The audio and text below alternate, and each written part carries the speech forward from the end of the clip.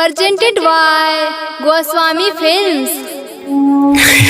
खुदा भगवान पगली होके लागल ओकर याद हमारा दिल में आज भी भाई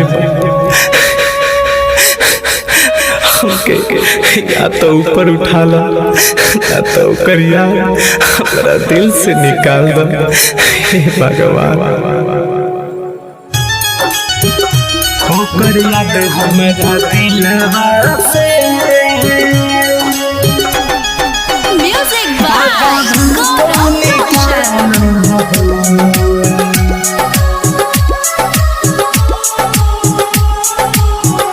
ओकर याद हमारा दिलवा से भगवान तू निकाल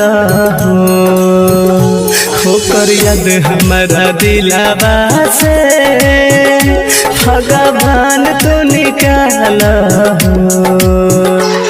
हम जिए नहीं चाहत हमके तू यूं पर उठाला हो हम जिए नहीं चाहत हमके तू यूं पर उठाला हो ओकर याद हमारा दिलवा से भगवान तू निकाल ओकर याद हमारा दिलवा से दादा भगवान जब भुला गए तो हमके भी ऊपर उठा ले भगवान।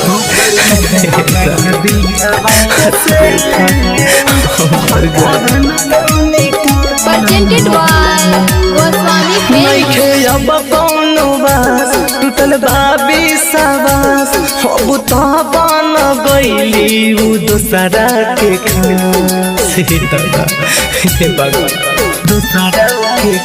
नइखे अब कौनो बास टूटल बाबी साबास अब तो बन गईली जाके उ दूसरा के खा दूसरा मोती जैसे बिखरल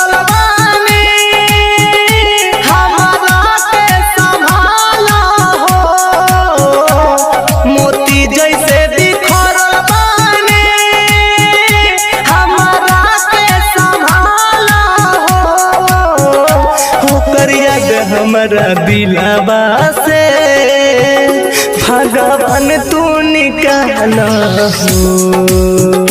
होकर याद हमारा दिलवा से खुदा मेरे साथ ऐसा क्यों होता है मर जाए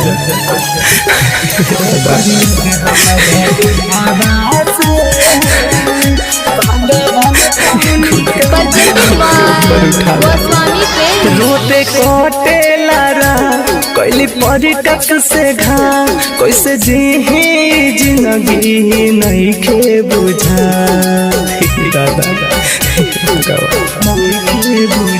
रोते कोटे लारा कैली परी टक से घा कैसे जी जिंदगी नहीं के बुझा गुडू गिरी मारुतिया